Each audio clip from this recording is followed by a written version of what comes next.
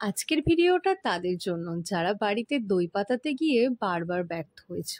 আমার এই প্রসেস দেখে তোমরা যদি বাড়িতে বানাও নিজেই বিশ্বাস করতে পারবে না যে এটা তুমি বানিয়েছো। দই বানানো কিন্তু বিশাল কোনো ব্যাপারই নয়, দুধটাকে গাঢ় করে ফোটাতে হবে। তো এখানে আমরা 1 কেজি দুধ নিয়ে নিয়েছি আর দুধটা খুব ভালোভাবে জাল দিয়ে নেব। যতক্ষণ না দুধটা গাঢ় হয়ে আসবে ততক্ষণ অবধি কিন্তু হালকা আঁচে ফুটিয়েই যেতে হবে। এখানে 250 গ্রাম চিনি দিয়ে আমরা দুধটা কিন্তু ভালোভাবে ফুটিয়ে নেব। ভালোভাবে মিশিয়ে নেওয়ার পর এবার জল ঝরিয়ে রাখা টক দইটা হাঁড়ির সাথে খুব ভালোভাবে মাখিয়ে নেব।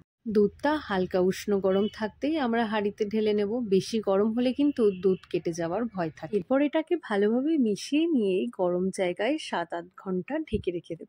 ব্যাস, এরপর আর কি 7-8 ঘন্টা পর জমে গেলেই ফ্রিজে রেখে দেবে। এই দেখো আমাদের দই কিন্তু রেডি হয়ে গেছে। দেখলে তো দই বানানো কত সহজ। এবার থেকে আর দোকানে যেতে হবে না, বাড়িতেই বানিয়ে ফেলবে এমন সুস্বাদু মিষ্টি দই। তো আজকের ভিডিওটা তোমাদের কেমন লাগলো জানাতে ভুলো না কিন্তু।